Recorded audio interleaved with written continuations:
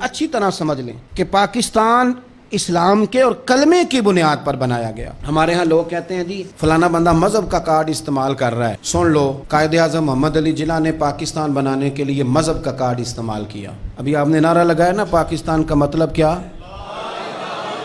تو یہ مذہب کا کارڈ نہیں، مذہب کا کارڈ استعمال کیا تو پاکستان بنا۔ اب تو نہیں مجھے پتا، مجھے زیادہ موقع نہیں ملتا۔ جب صرف ہم پاکستان ٹیلی ویژن ہی دیکھتے تھے نا، پی ٹی وی، تو جب 14 اگست قریب آتا تھا تو قائد اعظم کے چھوٹے چھوٹے کال ٹی وی پہ آتے تھے، اور وہی کتابوں میں بھی درج ہیں۔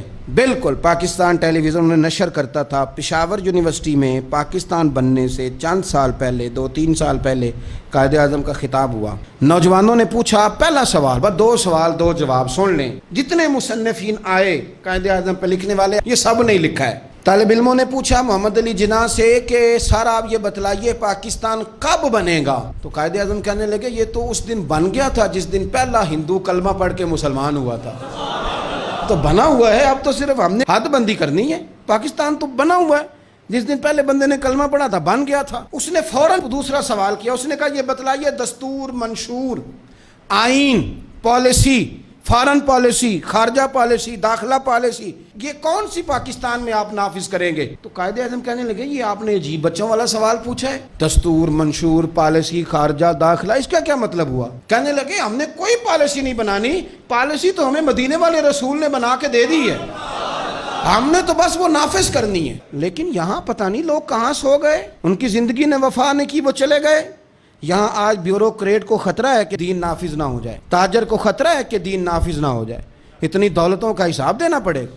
یہاں بہت سارے وڈیروں کو، جاگیرداروں کو خطرہ ہے کہ دین نافذ نہ ہو جائے، چلو مجھے کہہ لینے دو۔ بڑی بڑی گدی والوں کو خطرہ ہے کہ کہیں دین نہ نافذ ہو جائے، پیروں کو خطرہ ہے، مولویوں کو خطرہ ہے، یہ نافذ ہو گیا تو میری پجاروں کا بھی مجھے حساب دینا پڑے گا۔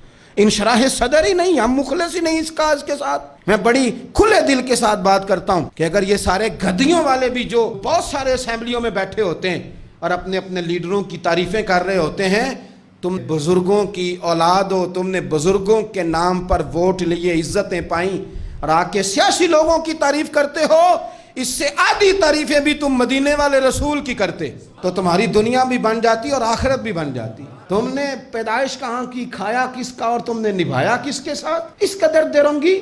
تو پاکستان نظام مصطفیٰ صلی اللہ علیہ وسلم کے لیے بنا ہے، اس میں دین نافذ ہوگا جب اس کے اندر حضور کا بنایا ہوا قانون لاگو ہوگا، جب اس کے اندر وہ سزائیں جو نبی پاک نے بیان کی وہ نافذ ہوں گی۔ آپ دیکھیں نا، حضور نے فرمایا تھا کہ میں وہ نظام لے کے آؤں گا کہ ایک عورت مقام حرا بہت دور تھا مکے سے، فرمایا ایک بی بی اکیلی مقام حرا سے چلے گی، اور وہ مکے آئے گی، مدینے آئے گی، اسے کسی کا ڈر نہیں ہوگا، اکیلی چلے گی۔ ہم تو اپنی جوان بچی اپنے محلے کی گلی میں رات کو اکیلی نہیں بھیج سکتے، حالانکہ بڑے کیمرے، بڑی خفیہ ایجنسیاں، بڑے ادارے، لیکن میرے رسول پاک بظاہر کوئی کیمرہ نہیں، کوئی خفیہ ادارہ نہیں، فرمایا میں وہ نظام لاؤں گا، مقام حرا سے عورت اکیلی چلے گی اور مدینے آئے گی، سوائے اللہ کے کسی کا خطرہ نہیں ہوگا۔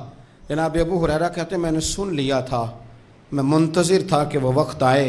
پھر جناب عمر کا زمانہ، ایک بی بی آئی، وہ اونٹ پہ بیٹھی ہے اور اپنی گود میں اس نے گٹھڑی کپڑوں کی رکھی ہے۔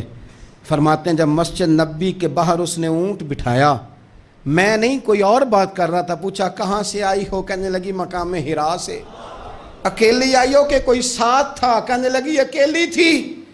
کہا کسی نے کچھ کہا تو نہیں؟ کہنے لگی قربان جاؤں مدینے والے نبی کے نظام پر، کسی نے آنکھ اٹھا کے نہیں دیکھا، روٹی تو پوچھتے رہے، پانی تو پوچھتے رہے، سونے کو جگہ تو دیتے رہے، پر سارے میرے عزت کی، ناموس کے محافظ رہے۔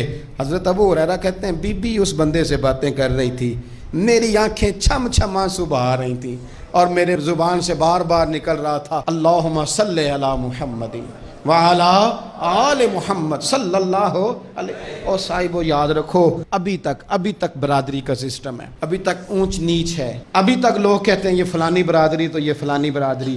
میرے رسول پاک صلی اللہ علیہ وسلم نے وہ نظام دیا کہ جس میں حضرت عثمان غنی کو ان کے بھائیوں نے، کزنوں نے میٹنگ پہ بلایا، اور بلا کہا تجھے کل بھی بلایا تھا تو آیا ہی نہیں، اچھا تو ہمارا بھائی ہے۔ تو حضرت عثمان غنی کہنے لگے تم نے باپ دادا کے نام پہ بلایا تھا تو میں آ گیا تھا، ورنہ بھائی بھوئی والی بات کوئی نہیں۔ کیا مطلب؟ فرمانے لگے تم نہیں میرے بھائی، تم میرے نبی کا کلمہ ہی نہیں پڑھتے۔ میرا بھائی تو وہ بلال ہے جو حبش کا رہنے والا ہے، وہ میرا بھائی ہے اس لیے کہ وہ میرے رسول کا کلمہ پڑھتا ہے۔ یہ ایک برتن میں کھانا کھایا کرتے تھے ابو ذر غفاری اور بلال حبشی، یہ سردار اور یہ غلام ایک برتن میں انہوں نے روٹیاں کھائیں، ایک دوسرے کے ساتھ وقت بتائے، صبحیں اور شامیں ان کی کٹھی گزریں، میدان جہاد میں اور امن میں یہ اکٹھے رہے، مصطفیٰ کے وصال پر یہ ایک دوسرے کے گلے لگ کے روئے، عشق رسول ان کا سانجا، محبت ان کی سانجی۔ یہ والا ماحول پاکستان میں دینے کے لیے پاکستان بنایا گیا۔